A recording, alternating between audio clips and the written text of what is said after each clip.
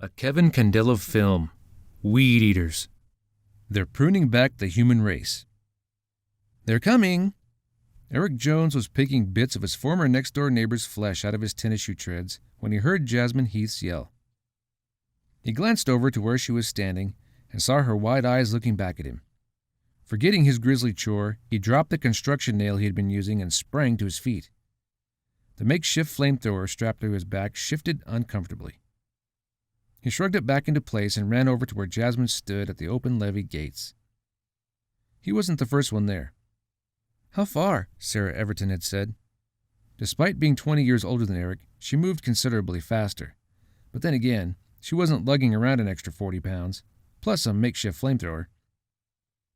Jasmine didn't have to answer. "Oh, shit," Sarah said after a gasp. Eric jogged up. Assessing the situation quickly, he turned his back to Jasmine. "Do it how I like, babe," he told her over his shoulder. Jasmine pulled the plunger of the garden tank sprayer up and plunged it down. "Oh, yeah," Eric said, grinning broadly. "The first one's always the best." "Are you ever going to run out of those?" Sarah said tiredly. "Yeah," Eric fired back, "when these fucking horrors finally catch up with me and suck out my innards." "Oh, yeah. That's nice." He was dipping a little with each pump. "Stop it, Eric," Jasmine said. "This isn't the time." "Pervert," Sarah said under her breath. Eric's grin only grew. Steve Cross reached the scene but trotted right past the rest to run up and lay down a strip of gas kerosene a few yards ahead of them, at the entrance to the wide steel and stone archway. Jasmine's fervent pumping slowed as the tank neared full pressure. Now Mike Hawkins was there too. He pulled up beside Sarah. "What's up? Oh, damn. What else?" He too looked on in disgusted awe. Finishing in 30 seconds, Steve backpedaled to the others.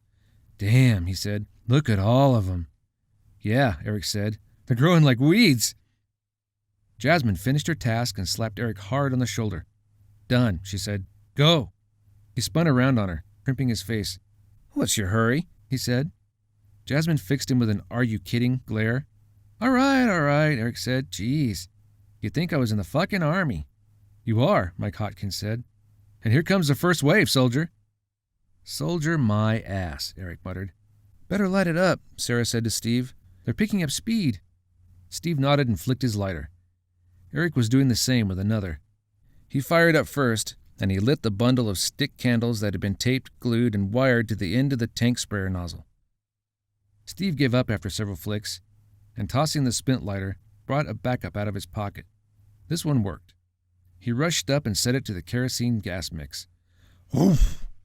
A wall of flames erupted, spanning the floodgate.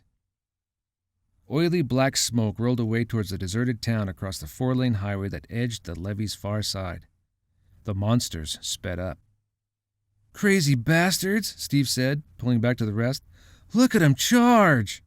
"They smell us," Sarah said. "I know that's how they're doing it."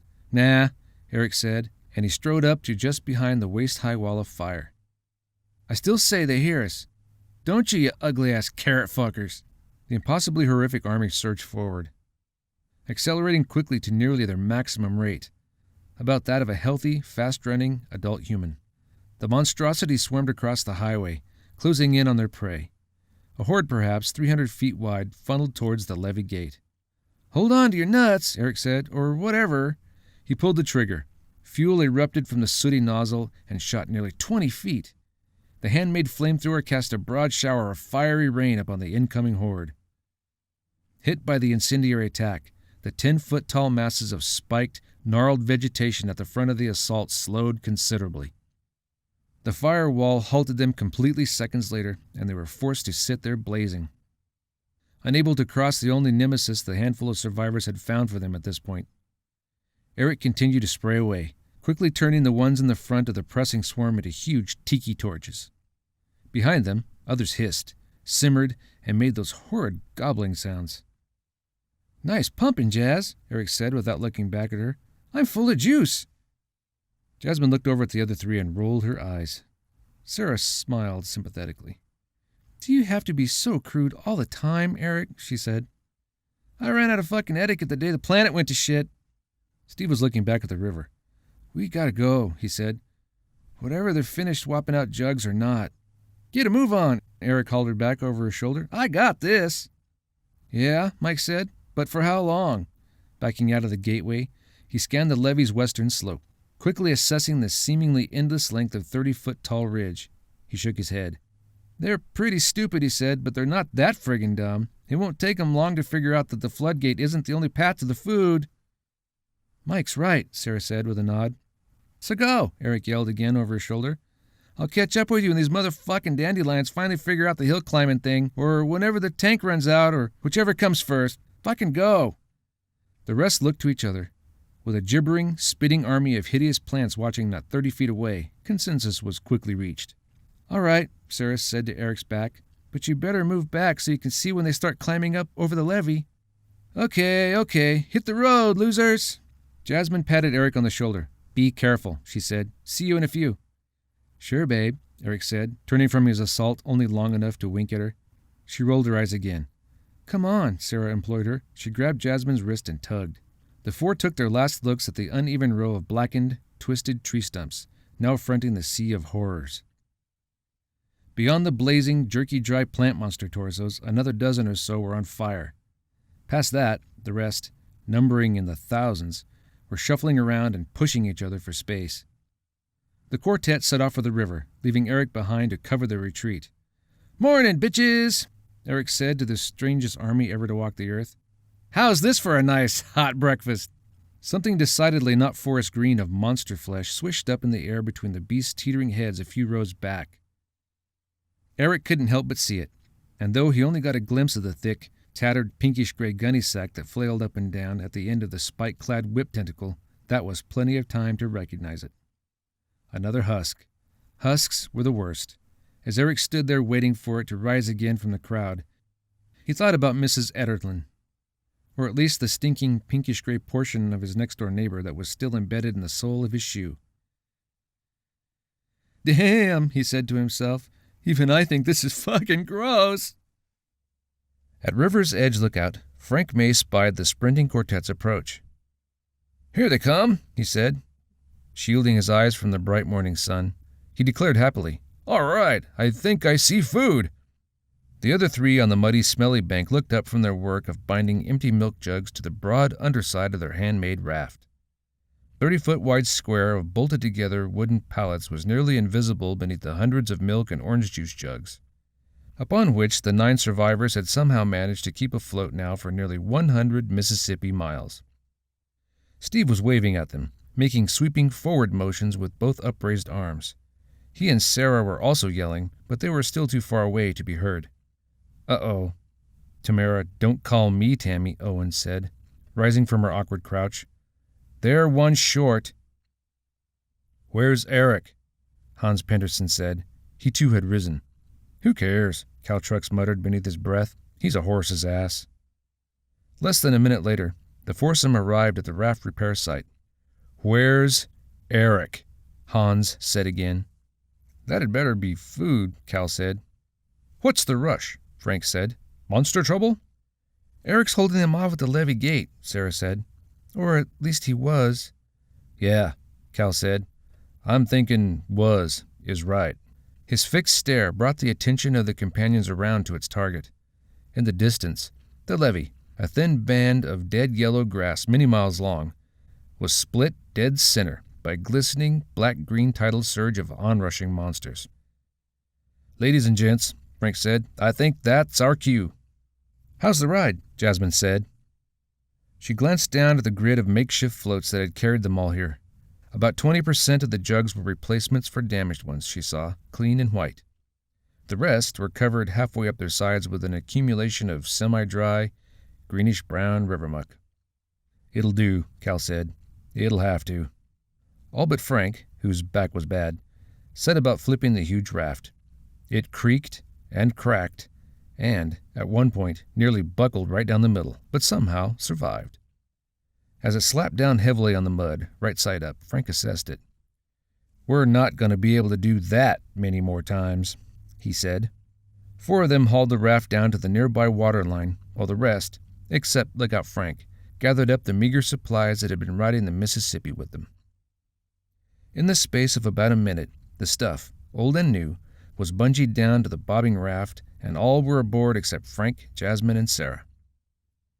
Cal and Hans were teetering on opposite edges of the raft, upstream and downstream respectively, while they worked at driving the tips of their oars into the shoreline rocks to shove the makeshift vessel free. Mike, Steve, and Tamara were clustered together in the exact center of the raft, seated amidst the group's supplies. Mike was hanging on to the other 2 oars. "Here he comes!" At Frank's yell, everyone except Cal turned to look to the east. The swarm of nature run amok was closing the gap at full pace. The gibbering thousands rushed on, and one big, red-faced hulk of a human being hurtled along just ahead of them. The tank was gone. Eric was flying as fast as his Triple E shoes could carry him. "Hip fucking hooray," Cal muttered under his breath, as the others rejoiced far more honestly. He reluctantly joined the rest in watching the onrushing Eric's feverish, balls-to-the-wall survival run. Grinning meanly, he softly chanted, "Trip, trip, trip, trip." He stopped when he saw Tamara giving him the evil eye, but he kept the grin. And he went at his pushing job even harder. Eric was about 100 yards away when the raft came loose from the shore. As it drifted slowly out into the current, Hans let up, but of course Cal didn't. And in fact, he switched immediately from pushing to fast-paced rowing. Waddling shin-deep into the murky black water, Jasmine and Sarah climbed up onto the raft. Both turned around and helped Frank on board as Cal and Hans moved back to the far corners of the raft to keep it balanced. With everyone aboard, except the huffing, puffing Eric, now at about 30 yards distant, an efficient drill took place that lasted but seconds and ended with everyone in their predetermined spot. Cal continued to row. "That's enough," Tamara told him. "We're moving." "Screw that," Cal shot back at her. "I want to see Chunky get wet." "Stop rowing." Hans didn't speak often, but when he did, everyone listened. Cal quit rowing. "Just kidding," he said, to no one in particular. "Jeez." "Come on, Eric," Sarah and a couple of others implored. "You can make it." That wasn't so certain at the moment. The monsters seemed to get faster every day. They were nipping at his heels as Eric reached the waterline and streaked past it into the Mississippi. 1, 2, 3, 4, splash! He belly flopped into the river. Cal burst out with a chuckle of laughter that almost seemed involuntary, but wasn't. "I fucking can't swim, remember?" Eric screamed, thrashing. And then he disappeared under the waves again. A thick forearm thrust up. "Ah, shit," Cal said after a few seconds' passage made it obvious that Eric wasn't bluffing. "Here," he said, shoving the business end of his oar in front of Mike's face. Mike took hold of the plastic blade, his brow knitted. As soon as he did, Cal whipped his twins' t-shirt off and tossed it to Mike as well. Then he turned and dove in. A couple of his companions looked for him to rise up again in the same place, but he didn't. In fair current by this point, the raft was quickly creeping downstream from where Eric was bobbing and flailing. Behind their drowning companion, the 7 on board saw the carnivorous vegetable army lining the riverbank for at least 200 feet. "Thank God those bastards can't swim," Steve said under his breath. The helpless septet couldn't help but stare at their would-be executioners.